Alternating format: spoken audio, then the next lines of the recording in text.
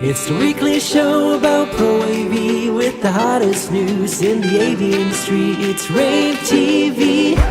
Give it up for Steph and Gary. Steph and Gary. Good morning, everyone. It's Gary K. And Steph Beckett, as usual. Happy Wednesday to all of those who are watching. Yeah, thanks for joining us. This is our weekly TV show that comes on all of the places, ravepubs.com, YouTube, LinkedIn, Facebook. Yep. And X. Twitter, I think. Yeah. we have to name these so often, and I feel like every time I forget one. Yeah. But Gary, how are you doing, Steph? Good. Did you watch the coverage of the Met Gala the other day? No, I've seen social posts on it, so I don't really. Apparently, there was some big deal. What was the big deal? Big deal. I don't know that it was a big deal. It was just I think the theme was cool this year. Which was it what? was. Let me look up so I get the right wording. This is very first worldy. It's super fine tailoring Black style. So it basically encourages guests to interpret menswear and tailoring to their own unique ways, and explores the history and influence of the Black dandy. So I like the Met Gala because I think that it's like a very cool like meeting between art and fashion. Mm-hmm. And I love the people who like really like go hard for the theme and like wear like, people who help design their outfits themselves and that kind of thing. I hate when people just like wear a black dress or like a just normal suit, because if I were invited, I would go so crazy for the theme. But yeah, that's why I like to watch it, because I like art and fashion. I guess I should pay more attention to that kind of stuff. Huh? Yeah, I mean, like this year, I think that it was really, really cool because everyone had suits that were tailored in really interesting and like unique ways, which I thought was really cool. But yeah, I usually watch the coverage every year. What's that? What'd you say? I said, yeah, I normally watch the coverage every year. Yeah, I guess I should pay more attention to it, huh? I've been watching, I've been paying a lot of attention to Andor season 2. Shocker. That's where my brain's been. Yeah. Oh my gosh, it's so good. Like, it's as good as any of any of the best Star Wars movies out there. I haven't like paid a super attention to any Star Wars shows. I feel like I've seen all the movies, and then they started coming out with like, I think I get overwhelmed when there's too many things for me to watch, where I'm like, wait, where does this fit in the timeline? What's happening? Yeah. So where does Andor fit in the timeline? Okay, so Andor happens starting about 5 years before episode 3, which is the New Hope, which is the new episode 4, A New Hope, which is the original one that came out in 1977. So it happens about, the first season happens about 5 years before it, and then the second season happens 3 episodes or 4 years, 3 episodes or 3 years, 3 episodes or 2 years, and then the last episode is right before A New Hope, and it goes right into Rogue One. So Rogue One, you remember Rogue One was how they captured the plans for the Death Star, and then and then A New Hope's where the Empire's trying to get the plans back. Rogue One is actually like one of my favorites of all of the it's movies. A very, very good movie. That one's so good. So yeah, right now they've released through episode 9. Okay. And it's very, very good. I have a question for you. I'm surprised you haven't mentioned this, and I really want to do a call out. I'd like to talk to the AV team that pulled off the 2.5 million attendees at the Lady Gaga concert. I mean, she basically beat Taylor Swift's record with one concert. Like she basically said, Taylor Swift, goodbye, and then just slammed her in one concert. 2.5 million people in attendance at once. That must have been an audio nightmare. Where was that also? Brazil. Yeah. You should watch the videos of it. I mean, it is unbelievable. And they literally security scanned all those people. It took all day. Where is there a venue that fits all of those people? It's right on the ocean. It's like That's the beachfront pavilion kind of area. They just never had anybody fill it. Madonna had done a concert there a couple of years ago with like 1.5 million, maybe last year, but she beat it and did over 2.5 million. They're still doing the final count, but it's going to be above 2.5 million. That's so crazy. I know. Like, that's unbelievable. Because I would say Taylor's venues that she was booking were meant to house less than 100,000. Oh yeah, definitely. She I could mean, have most of them are in totally. most of them are Super Bowl venues. So they fit like Yes. 40 to 50,000. Super Bowls She aren't held in could. $100,000 venues Right. most of I the time. think where I Sometimes they saw are. it at whatever the stadium is in the Giant Stadium. Yeah. Yeah, I don't In know how many Jersey. that holds. Maybe Jeff can look About that up real quick. 70 MetLife. Yeah, it's It's about 70. 70,000. Yeah. Okay. So but I do think that if she had chosen to book that venue, she could have filled that. Yeah, it'd be interesting. There's going to be a battle of the women pop stars now to try to figure out who. But To I'm more figure out curious who about the influences the AV side of biggest. that. Like, how do you Yeah. distribute it? How do you get the audio not to be Yes. delayed significantly? Because How do you have an enjoyable experience with that many speakers? How do you not have lots of echo and how can you hear? Because I told you I went and saw a show at Yankee Stadium, yeah, which was really cool to like get to experience that, but it sounded horrible because I was in like the nosebleeds yeah, and I couldn't hear a thing. I had to just hope that I could hear what they were saying when they were talking, but I couldn't make out any of the words and I like knew the songs. yeah, So when they were playing the songs I could sing along, but that's just because I knew them, not because I could like hear what was happening. yeah. And that's So been the like problem, right? Is that yeah. when you go to these concerts, but in Lady Gaga's case, they actually did line arrays all the way down in each Oh. group of crowd. So they didn't have just like one set of line arrays up front, Yeah. like they did at Taylor Swift. They put them all the way down so that everyone would have good audio quality. And it was incredible because she got this one, I forget what song it was. Her famous, I forget what it is, but There's a lot of them. well, the Which one one? that everyone sings along with her, but she got all like 2.5 million people to sing it at the same time, which is a Guinness Book Yeah. World Record too. Was it the Bad Romance? That one? I don't remember. It's Okay. one of the older songs, but That's a good one. one where she says her name in the song, Yeah. like Goo Goo Okay, Gaga okay. and that. Yeah, Yeah. So, but any case, yeah, I'd love to talk to an AV tech on that, not just the Yeah. hype. There's a lot of Instagram Yes, there stuff is. that literally tells you nothing, which is a big waste of time to even post. I would like Yeah. to actually talk to somebody who actually was part of it and Yeah. know how they actually pulled it off. It's kind of No, that'd be amazing. interesting. That's AV. You have to hand it to AV people figure out how to do things. Like I can Mhm. imagine if somebody say, "Hey, we're going to do this," they're like, "What?" Like, Right. can you do that? Yeah, we'll figure it out. Yeah, they figure it out, right? I When mean, you like just the sheer number of to get that many speakers, right? I yeah. mean, just to have that access to that number of speakers, they had to go all over the world for that, right? I mean, I'm sure we'll see stories written about it. Hopefully, a case study will be written about it. But Oh, yeah. you'll see all of this, like all this cool stuff we talk about every week on our show, will be at Mhm. InfoComm next month.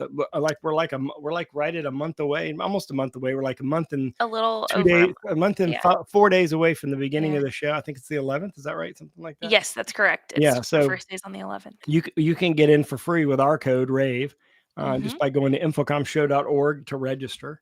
And we'll be there. We'll go to all the booths as we normally do and shoot Yep. videos everywhere. Mhm. Yeah, so we're excited about the show. And I'm sure you're excited. You'll be busy, Steph. I am gonna be busy. I Yeah. think that I keep having to turn down things now when people reach out, and I feel so bad. But this is probably the earliest that my calendar has completely filled up. So yeah, it is what it is. Like at this and at ISE, I'm usually just running around like a mad person until the show's over. So if Yeah. you see me just darting from place to place, feel free to stop me and say hi. But yeah. Oh, and Gary, yeah, launch week 11 went really well. Yeah. I had my intern Clara, she watched the whole thing and she wrote really great wrap-up articles about each day. So if you are watching and you couldn't come, but you're kind of interested to see like, hey, what was discussed in all of these panels that we had all week, go and read these. They're great. And she also links to the full episodes each day, which you can watch on demand. You can't get CTS credit from watching on demand, but they're still really great panels. Gary, the ones you did were fantastic. I really enjoyed the trends driving digital signage one that I did. It was like literally Steph and the boys. It was like Jeffrey Weitzman, Jay Leedy, and Ivy Dixon and me. And we were just like having a good time the whole panel. And I really enjoyed talking to them. So definitely go and check that out. Yeah, you should definitely check it out. And of course, you can always, the nice thing about if you have a launch account, if you just go lavnch.com, sign up, you can pop into any event anytime we have them. So it'd be the easiest way. But we can't do the show without our partnerships. And one of those is with Crestron. And here's a quick video on where they are with regard to, the sort of the modern workplace and why you should consider Crestron.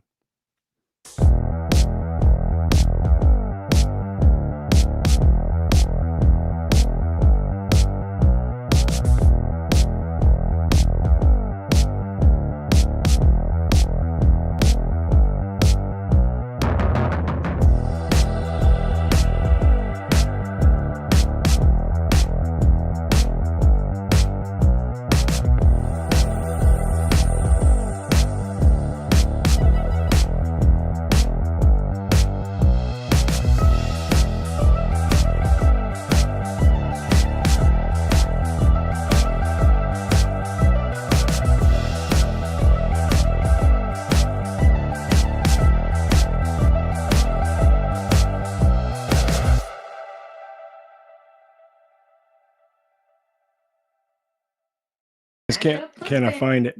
Hello. All right, we're back. We're just casually talking in the background while everything's going on. Yapping.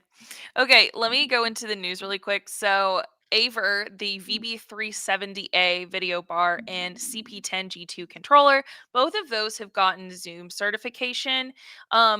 I like to cover both Zoom certification and Microsoft Teams certification stories because that means that these products are made to be very easily set up with either a Zoom Rooms or Microsoft Teams Rooms set up. For Aver, both this conferencing bar and this controller, this confirms how easy they are to set up in a Zoom room setup. So both of these products are really great, and I actually got to check out both of these at Enterprise Connect. So you can go and check out the videos of these on our website. Full run through of both of the products and everything that they do. The camera is has 18 times zoom. It's PTZ, wide angle fixed lens, so it gives you those panoramic room views basically. And then the CP10 controller is a 10.1 inch panel that integrates with the Zoom Rooms. So yeah, very cool. In other news, let's see what else do we have going on right now. We have iFaction. They actually, they're the ones that make those kinetic kind of tables where you can put you can put hardware on the table and it'll detect what the hardware is and allow you to do interactive displays with it. Well, they actually have a new version of it called Mars. It's brighter, 1,000 nits, and it can be mounted doesn't have to be just flat. It can be mounted like this, like an architect table. It can be mounted portrait or landscape, but it still has the ability to physically identify objects. If you go back to that picture, Jeff, you'll notice that this guy is putting, this is the photo we took actually at ISE. This guy's putting a iPhone on the actual monitor, and the touch surface actually recognizes what it is, and it can you can transfer content that way. It's pretty cool. So it's got cool. Object recognition, and they've got a new version of it. And this is great for signage, but also for interactive display applications. And they'll be at Infocom. Again, it's the new Mars lineup. They just started shipping that lineup. So yeah. And speaking of monitors, Mimo it told us this week that they're now going to have their entire product line is TAA compliant. The entire product line by the end of this month will be TAA compliant. In fact, they already have it all, Steph. They're just waiting to sell out of inventory. Got you. Yeah. Nice. So that's really impressive. It's really impressive. And for those watching who don't totally understand TAA compliance, this is basically certificate that you can get for your products that basically says all of this products and all of its parts are manufactured or substantially transformed in the United States or a country where the US has a trade agreement. This is important for like government and like GSA contracts and federal agencies, places where like you need to ensure that there is some kind of like, I don't know, it's kind of just like it's a reliability thing. Like, because you say, "Oh, well, all of these parts are made in all of these places. These products are therefore reliable. Therefore, like this is going to kind of help with security concerns and other things." That's Well, why like the a big lot of issue government. came Hawaii. I forget how to pronounce it, but they got in trouble years ago for having embedded technology, security breach technology, basically on their chips. And those chips were coming out of countries that they were concerned about. And sort of this is this is a certification that that from a security standpoint, this is, I mean, nothing's foolproof, obviously. Yeah. And obviously this is totally driven by the US government. Other countries are adopting a version of this themselves. Europe has a version of this too. Yeah. So if you're selling to the government, obviously this becomes a big issue. If you're Yeah. not, then it's less of an issue. The most strict version of it is the BAA compliance, which is everything in that product is completely made in America. So very Even the few raw components. products, yeah, very few of the products in the AV market actually fit that. Um, there are a couple who are really big on doing that in our industry, but most try to do TAA compliant instead. Yeah. Yeah. So I pulled up I don't know how well you can see this stuff. I'm gonna try to Okay, I'll make squint. this watchable, kind of. We'll Okay. see if this see if this works. Sometimes this can work, sometimes this doesn't work, but this is from Okay. YouTube Sports. We'll see how Okay. this looks. Oh, okay. So I don't know how well Jeff can grab that and put that on the screen and share it, or if he can or not. We'll see if that He's happens. working. I see him. Yeah, because what I want to do is I want to show you each one of those LED clusters that you're going to see here has a line array speaker behind it. So the further you're away from the stage, you're still able to hear the audio. Jeff, you able to show it or not? Give us thumbs up or thumbs down. That was kind of both. That was a middle, dude. You got to give us a thumbs up. I can show it, or a thumbs that cannot. No, he can't do it. Okay. All right, so you should Google it yourself, and check it out, because you'll see that the further you go back in the crowd, the more line arrays they have. So they're obviously somehow adjusting for the audio level and also the timing, right? Because if you're further back, the audio gets delayed. And so you'll start hearing these echoes from the audio being generated from other speakers in front of it. That had to be a technological marvel to actually pull that off. So a nightmare. Yeah. Like a marvel, but also a nightmare to do Yeah. that. I'd love to know how I'd love to know how it sounded. A lot of times you Yeah. go to these concerts, you don't have big expectation.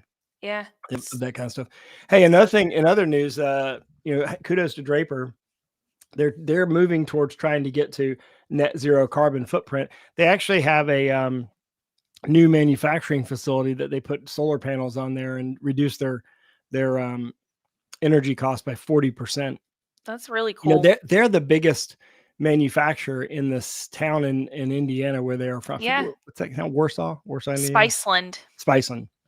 Yeah, they're the biggest manufacturer there, so they employ more people than anyone else. So they're sort of famous in that area. So this is a big deal for the local community, and a good example. Do you know what they told me?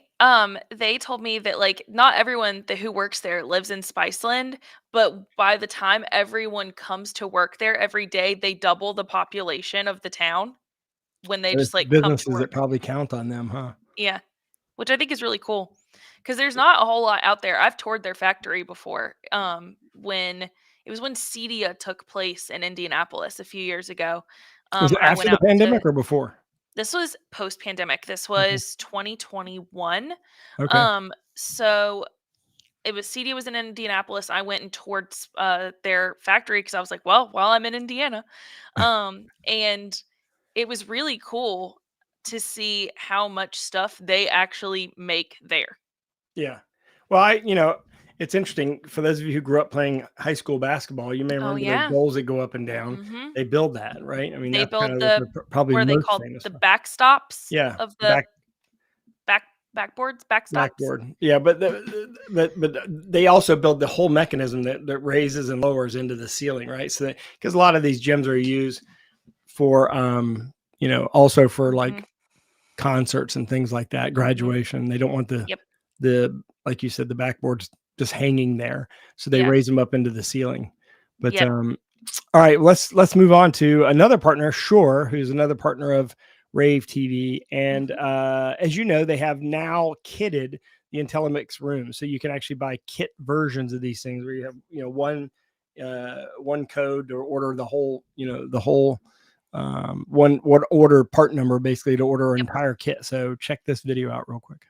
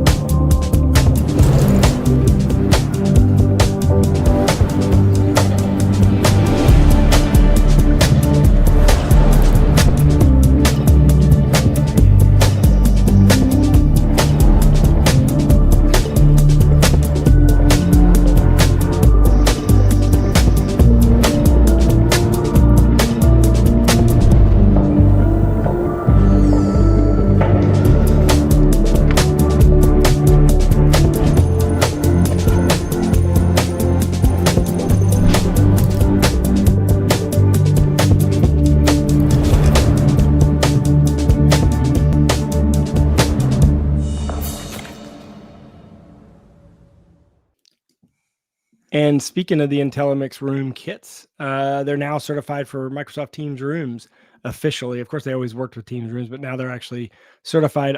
By the way, all these stories are always on our website. We're kind of curating the top stories of the week for you, so you don't have to pay attention to our website all the time. You don't have to pay attention to it. Hey, by the way, I'm really impressed with Sharp's new Aqueous board, although someone changed my headline on this article. I wrote a different headline. Maybe this is a different version of it that you're showing here. Because I really think that that's one of the best collaboration boards ever designed. It's really quite good. I don't know what happened. I wrote this up differently. Did you change my headline or somebody, are you using a different story? I changed the headline. I wanted it to be a little more, I made it SEO friendly. Oh, okay. All right. Well, it is what it is. But yeah, I was basically saying, hey, I love this product. I think I think they did a really good job with the new PNLM series. Sharp kind of invented that category. A lot of people don't give them credit for that because, you had companies like Avocor come along that just did collaboration boards, and you've had other companies jump into that business. But this is a really good product. It comes in 55 and 43-inch versions. You can see the specs, but it uses Android OS 14. And again, you can mount it flat, you can mount it angled, you can mount it, a bunch of different ways. And it's got a system on a chip built into it, so it can also flip over to be a UC space, to be used in UC spaces and for digital signage. But it's meant to be wheeled around, right? It's not meant to be mounted. This seems like exactly what you've been wanting in terms of like not wanting a stagnant collaboration board, because the whole purpose of them is they're supposed to encourage collaboration, and if they're stuck on the same wall, then you're not collaborating. I would say this one and Logitech are the best two out right now, I think. Love the Logitech one too. Yeah, absolutely. So both are really well designed. But you want to do the Optima story? Yeah, so this is a brand new ultra short throw projector with 4K resolution, 4,000 lumens, and this focuses on a lot of gaming features, which is kind of cool and a little bit different. We don't always cover that kind of thing. So this is, for your home, because, if this is a DLP-based projector, again, 4K UHD resolution, 4,000 lumens, it can display a 100-inch image from 12 inches away. So it's a really good choice for a tight space, space, smaller living room, your gaming room, that kind of thing. But the thing is, it has ultra low input lag. So this is aimed at console and PC gamers. It's 8 milliseconds at 120 hertz, and 4.3 milliseconds at 240 hertz, so on, so on. So this is really interesting because I think that's like, I don't see, I mean, like, not in our industry, we don't see a ton of projectors that are aimed exactly at gaming. I think usually that is like more of the video display, like they Yeah. try to go after that market a lot more. So, but yeah, if you're interested in, doing gaming from a projector, I think this is a good solution for that.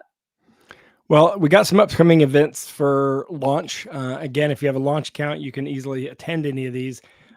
Tomorrow, I don't know, are you doing this or is Tim Albright Tim. doing? Tim's doing this with Crestron.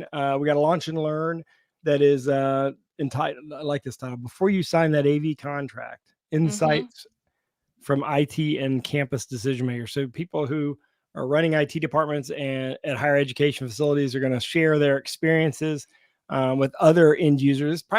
This is primarily an event targeted to end users. So if you're an end user and you just want to learn more about how to buy AV, how to spec AV, that kind of stuff, this is a free event tomorrow at 2 p.m. Definitely consider signing up. You can register by going to launch.com, lavnch.com. Of course, it's on our website as well. You can see that right away when you go. You see a banner for it. And then we have the AV Cloud Summit coming up in 2 weeks from today. I'll be hosting that along with some special guests talking about sort of like how cloud is becoming easier to see on the horizon thanks to some standardization in APIs and some other movements in the industry, and sort of an update. We did one of these 6 months ago, Steph. This will be sort of an update when we did 6 months ago. So yeah, I hope that you'll join. It's going to be 1 p.m. on May 21st, which is the day before my birthday. So just remember that. And yeah, it's called the AV Cloud Summit. Again, both of those events, you go to launch.com to register, lavnch.com to register, and you can register today. Gary, what are you looking forward to speaking about at this AV Cloud Summit that was maybe different than the one 6 months ago? Like what? Well, the one 6 months ago was sort of like to introduce the concept of like cloud and how it would work. I think now there's a lot of connectivity points into the cloud. Like, for example, what do you do when, for example, you're already using, say, Epson's cloud management system to manage all your Epson projectors, but then you also have Shure in your facility and you want to use Shure Cloud? How do you bridge those two together, and what software would you need to make them manageable from the same interface? We're going to talk about that. There's a movement in the industry towards open AI or open AV movement towards having open APIs, I should say, and sort of what's happening with that, a kind of an update on that. A lot of people don't know about that movement going on.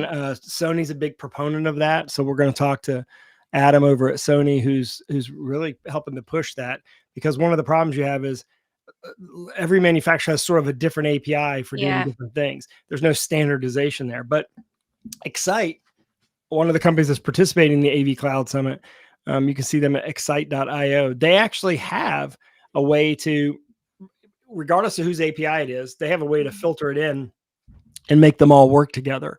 And that's part of the secret sauce of their cloud management program platform. Because who wants to look at 75,000 different apps and 75,000 different? If you are managing equipment across a network, you're basically managing it in the cloud. Meaning, if it's on the network, as long as your network is secure from the internet, you can manage it from anywhere. You can manage it from home. That then all of a sudden now, let's say you're an IT manager and you're managing a campus AV system, and it's Friday and you're doing it from home. That is basically cloud management, right? Well, to do that now, every single device, like each control system has its own interface. Each projector has its own interface. Each, audio device, a single pane of glass sort of concept, or, one user interface that allows you to manage all that is definitely the future of everything. Well, that's probably not going to happen through one of the brands we currently have in the industry. Like, Shure's not going to take the time. The Shure Cloud system is awesome, but they're not going to take the time to add all the connectivity points of every projector, every monitor, every audio device in the industry so that everything works with Shore Cloud. Right. There's going to have to be a third-party company, and I think that like comes in and helps, and exactly. like their whole That's purpose kind of is what to we're going do to talk about, is sort of like an update on where that is, but also some of the complexities out there. And since the first one we did, that cloud management has been adopted by a few integrators out there. Design consultant Shimills and Wilkie is speccing it now. So Mark Peterson will be on there to talk about sort of where they're at with that. We'll have an end user on there to talk about where they're at. So yeah, I think you should join, if you know, because this is the future of our industry, right? Yeah. If you only care about the now, don't join. If you care about the future of the industry, then definitely you should consider joining this. Yeah. And what I think and I think you agree with this, is that cloud management and AV as a service, they're best friends. Like cloud management is going to push with forward. Cloud management. You can have AV as a service. You can't have AV as a service without being connected to the cloud. Like, good luck. I mean, that's not going to happen. So that would, a lot of companies in the future are going to want to buy things by leasing them rather than buying them. Meaning, you put the whole system in and you charge me a monthly fee, or lack of a better term. Well, it's not as simple as what Apple does with their business plans, like we do, where we turn in a laptop every 2 years and get a new laptop. That's simple. What's complicated is when you have 8 critical components in a room, and each manufacturer has a different policy with regard to leasing it and managing it, supporting it. How are we going to pull that off? Well, we have to pull that off, or we're in trouble as an industry, because the future isn't buying stuff as much as it is keeping it up to date and having the latest and greatest, which is what everyone wants. But we can't have pure buying cycles. What's known as CapEx. You can't have a CapEx world every 3 years. It's going to be, OpEx is the direction we're going to eventually go. It's just going to take a while to get there, longer than I think we should take. And I think the problem with us taking so long is a lot of our industry gets picked off by other segments of industry. Like, for example, what's happening with digital signage. A lot of digital signage doesn't go through our industry because we overcomplicate it, and it goes through other markets that kind of dumb it down a little bit and make it sort of like hang and bangish, and also can manage it and makes it disposable. I guess probably the best way to put it. So anyway, that's my soapbox. Anyway, well, I will miss next Wednesday's show, but I'll see you in 2 Wednesdays. Steph's going to do it herself. I think we're going to have somebody from Avix on there. We might have another guest, who knows, on there, but so I'll miss you guys a week. But Steph, you got it. You hold the fort down, right? I'll hold the fort down. All right. Thank you, everybody, for watching. Happy Wednesday. We'll see you again at noon Eastern for the restream. And we'll see you next week. Bye, everyone. Bye. It's the weekly show about Pro AV with the hottest news in the AV industry. It's rAVe TV. Give it up for Steph and Gary. Steph and Gary.